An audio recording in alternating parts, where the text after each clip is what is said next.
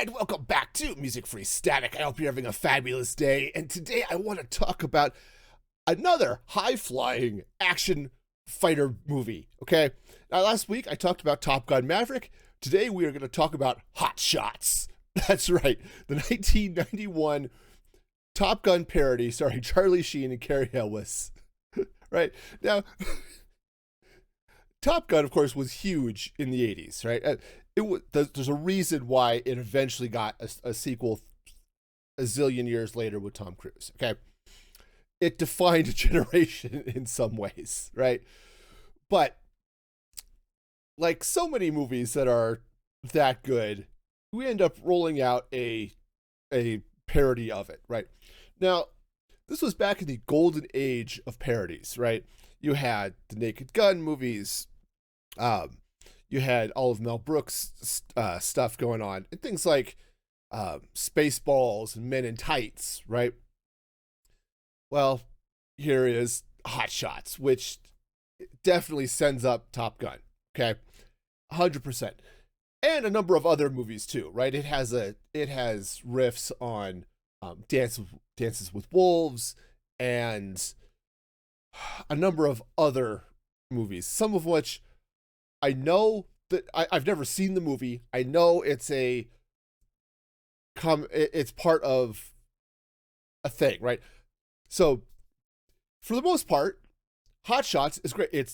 I don't recall there being any swearing in it at all. And there's only one scene that is possibly more adult. Okay. You have this is where the parody side comes in. You've got our hero, Topper Harley, played by Charlie Sheen, who is getting it on with Ramada, whose actress, I forgot to write down her name. But part of the scene is he starts by feeding her food, okay? Which apparently, yes, that there was another famous like movie that did that. It goes from berries to like pizza and other stuff, right? And it's silly, and it progresses beyond silly to just absurd, and it's kind of fun.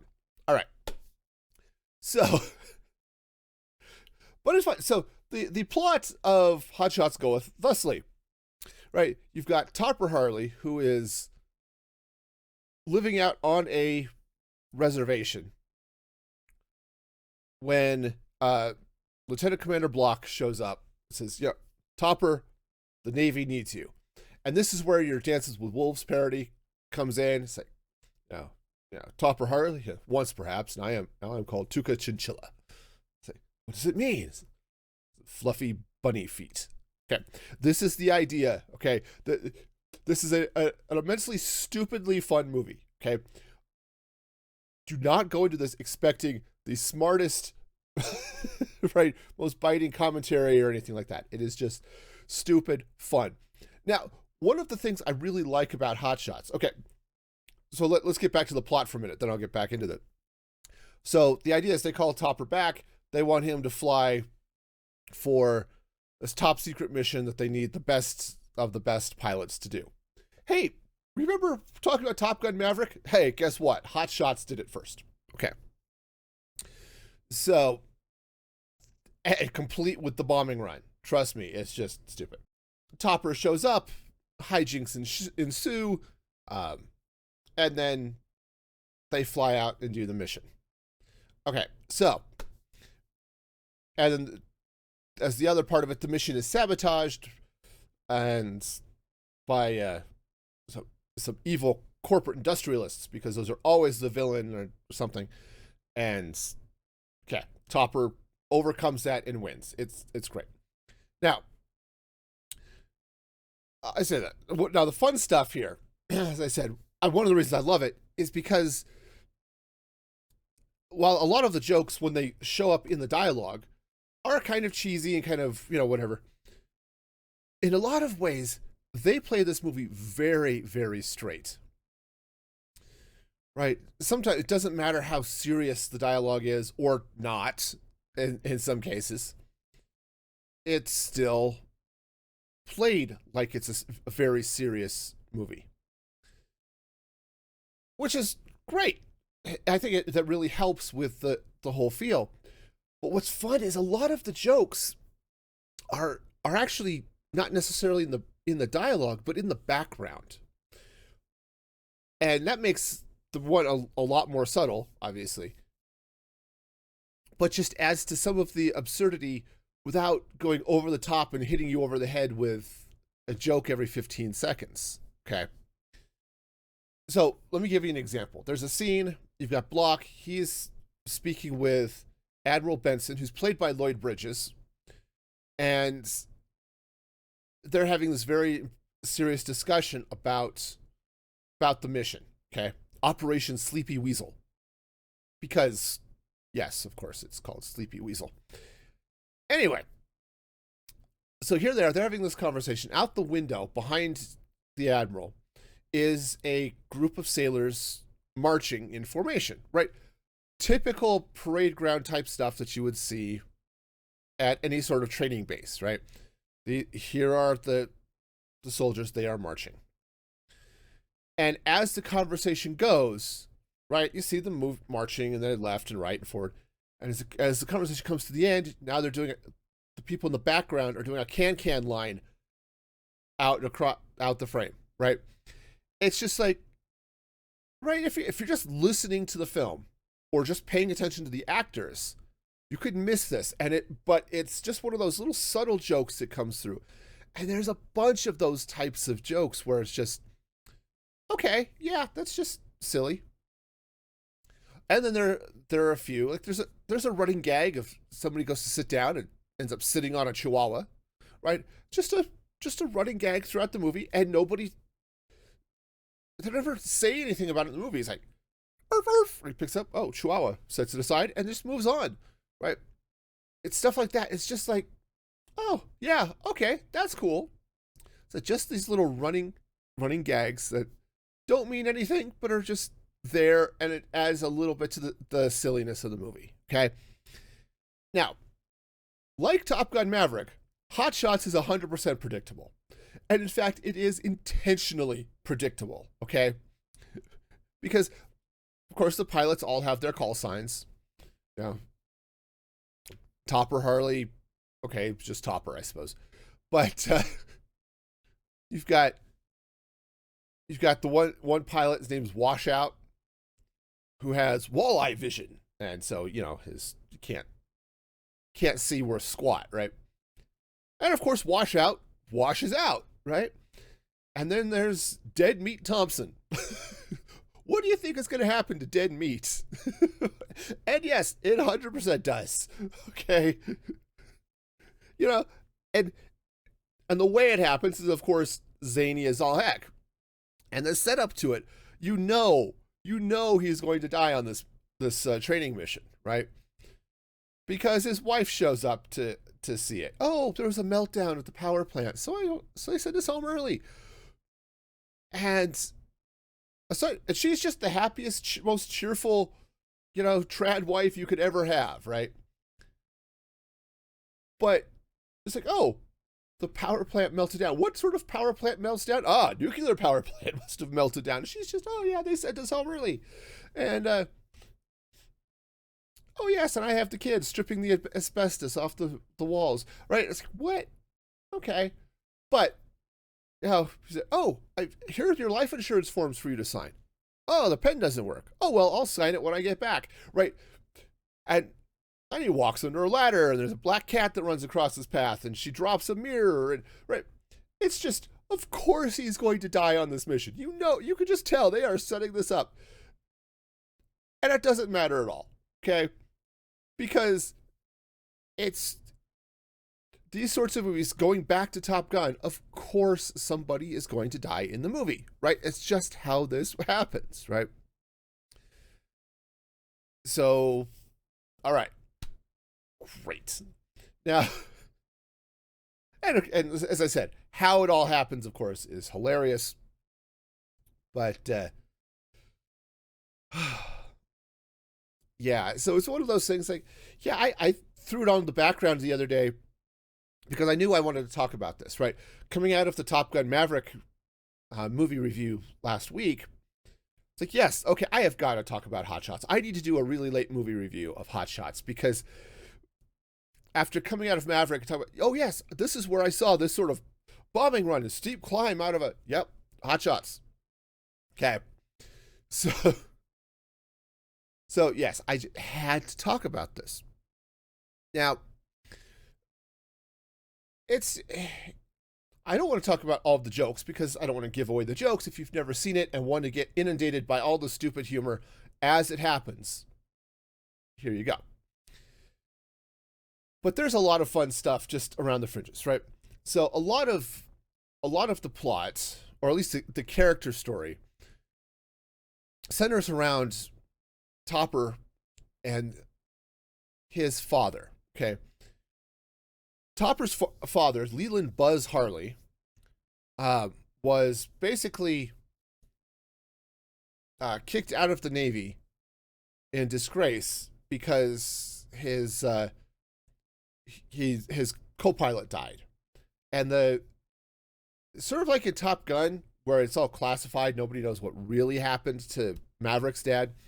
In this case, the story that's going around is that Buzz Harley killed his co-pilot, Mailman Barnum, I think that was his last name. But Mailman also is played by Ryan Stiles. For those of you who are into Whose Line Is It Anyway, or any number of other things that Ryan Stiles has done, yes, he plays Mailman.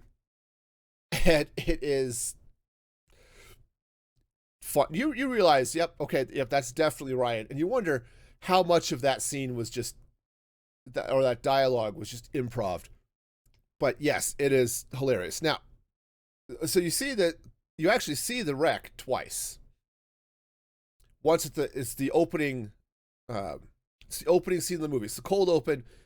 You come in to Mailman getting abandoned by Buzz after a problem with the plane, crashing, and then getting mistaken for a deer and shot during hunting season. Okay, like typically happens to pilots, I guess. Anyway, so, but then it comes back to it later, and then you see what Buzz really tried to do to save the airplane and save Mailman. Okay, and it's all fun, and some of the dialogue is more than a little bit racy. Again, there's no profanity, but there are definitely some of those jokes. It's like, yes, this is probably over the heads of my 8-year-old, but I'm trying not to die laughing, so they ask why. It's right, that type of thing. So that's fun. The interplay between Charlie Sheen and Cary Elwes is fun. I mean, Elwes, he's playing sort of the Iceman role, right? Right. If you're going back to Top Gun, where you had Maverick, who's sort of the wild card, and nobody trusts you and all that type of thing because you're, whatever. And here's Iceman, the epitome, the epitome of male pilot perfection. This is him. And of course, Cary Elwes is a fun actor anyway. But he plays that sort of arrogant jerk very, very well, right? So it's even with the stupid dialogue and the weird stuff. Oh yeah, it is fabulous. And there are some great scenes between Elwes and Charlie Sheen. And I can't remember what Elwes' call sign is in the movie, but Gregory is his first name. But yeah, they're chatting, their arguments, their standoffs, whatever, is hilarious. And he just, sorry, I can't say enough about how well he plays that jerk, even through his arguments with Ramada, who was his ex-girlfriend, all of this stuff. It's like, all right, yes, this is great. Okay.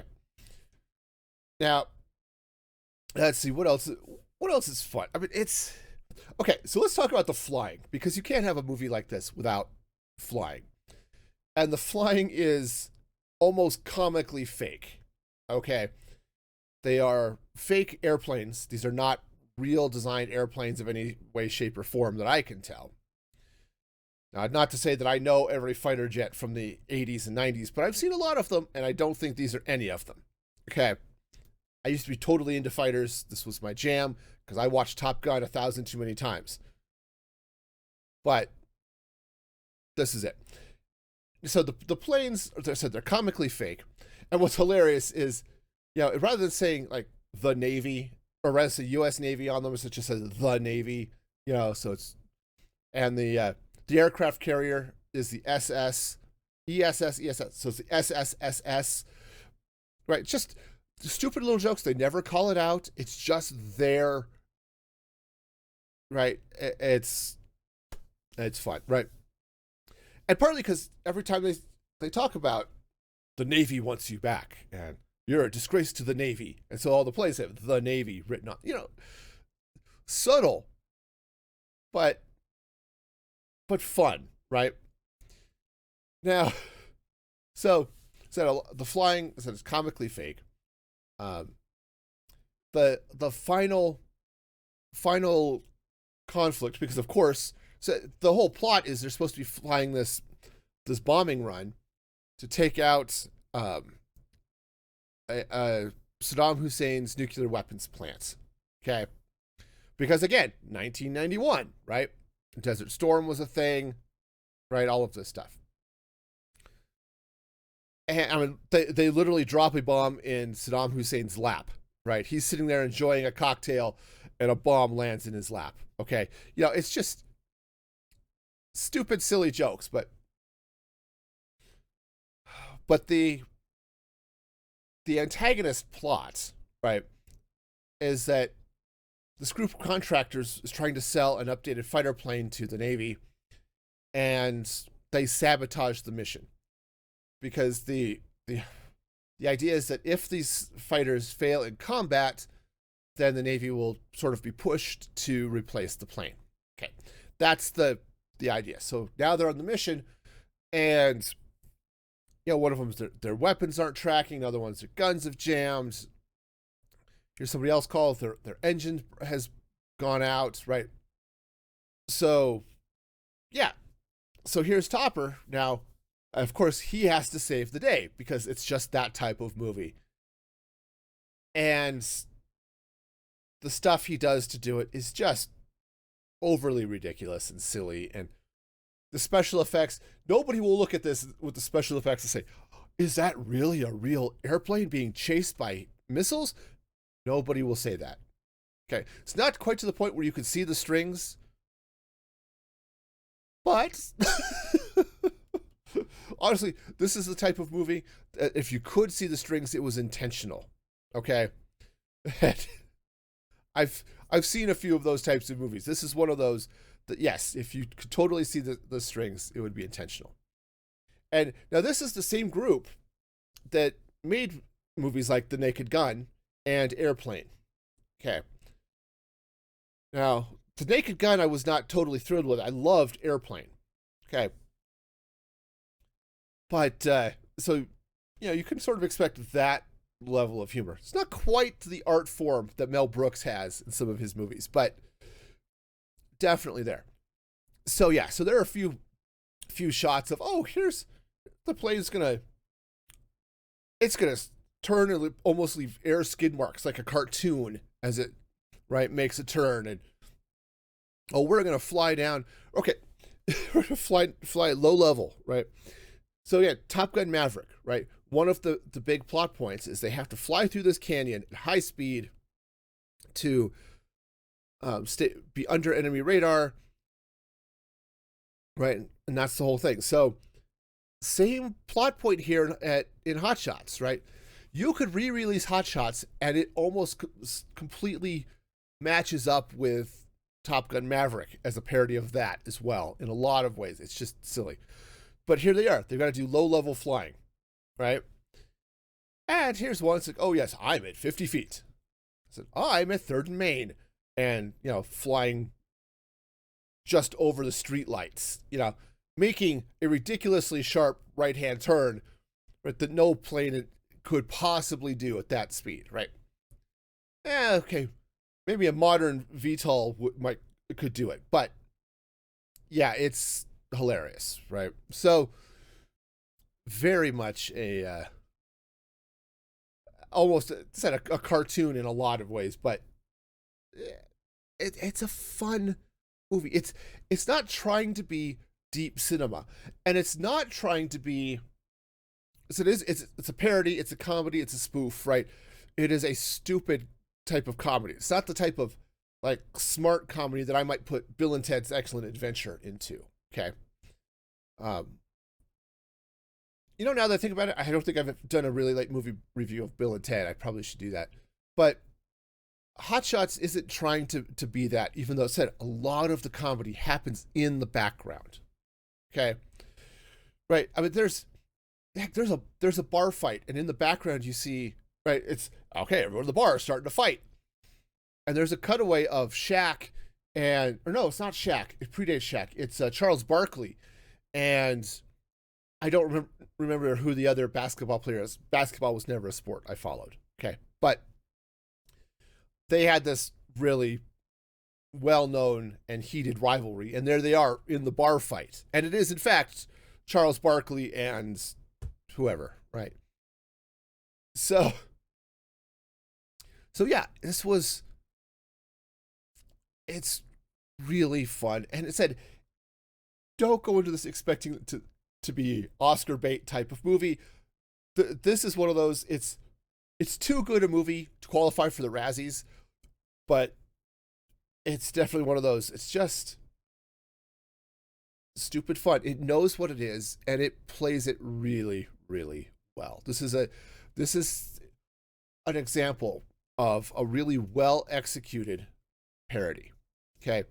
I think there are 3 movies I would hold up in that category. Spaceballs is number 1. Hot Shots is probably number 2. And Men in Tights, I would probably put at 3. Okay. Now, there are a few others. Hot Shots Part 2 is also fun. Not quite in this category, but also fun. That one's a parody of Rambo and all of those types of movies, which said also fun, but also has Ryan Stiles in it, because of course he does. But if you're looking for an hour and a half where you can just giggle, this is the movie for you. And stay through the credits, okay? Not because there are like end credit scenes or something like that, but watch the credits. This is one of those movies that threw in a bunch of joke credits. Just for the heck of it, right? And it's not like some of the Marvel movies where you come through a credit or go through the credits and they've got some mid-credit scene that's a joke. Like at the end of Avengers, where it's just the Avengers sitting in the burned out wreck, or I mean, not burned out, but this wreck of a shawarma shop, just eating shawarma. Okay? It's not that type of scene. What it is, it's just, here, the credits rolling, actors and production team and all this stuff. And then right in the middle is, here's a recipe for banana bread. Or it's like, oh, yeah, okay, sure. Right? Just a number of those types of little things, just interspersed throughout the credits. Again, subtle, right? So yes, some of the jokes, they come at you right front and center, okay? But a lot of them are just sitting there in the background, waiting for you to notice them. This is one of those movies that has a lot of rewatchability. So I've watched Hot Shots so many times, but had totally missed a couple of those things in the background, just because I was watching the actors, which you typically do. And I know it was 4, 5, 6 times later before I saw the soldiers doing the can line, out of frame at the end of a conversation, right? So, yeah, a lot of rewatchability. There's a lot to take in, and if you're okay with that sort of stupid humor, right? If you're the type who's into bad puns and dad jokes and stuff like that, this is definitely the way to go. And one of the things I really like about the humor in Hot Shots is it very, very rarely dips into any form of potty humor. Okay. Now, that's a problem I have with a lot of comedies, especially comedies these days, right? They try to be funny by throwing profanities at you. This doesn't do that. Okay. And it very rarely even dives into any sort of adult humor. There's a couple. And again, usually it's subtle. And so with the exception of the one love scene where Topper is frying bacon on Ramada's stomach, because she's that hot. It's just the comedy has said it tends to be fairly clean, but it's not. This is not any sort of highbrow comedy, okay? And I love it. It's so much fun. You want to know why I am the way I am? Movies like Spaceballs and Hot Shots and Bugs Bunny and all this is partly why, okay? Also, I had good parents. No, this is stuff like this is why. Movies like Hot Shots tickle me. They tickle me in that fun way of just, and I don't laugh at Hot Shots much anymore because I have seen it 1,000 times. I have watched it a lot. We had it on VHS, and of course I had to get a copy of it on DVD when it came out. And I watched this a lot. Okay, not so much these days, but I've seen it so many times. Like I said, I put it on the background to rewatch to refresh my memory of things for this podcast.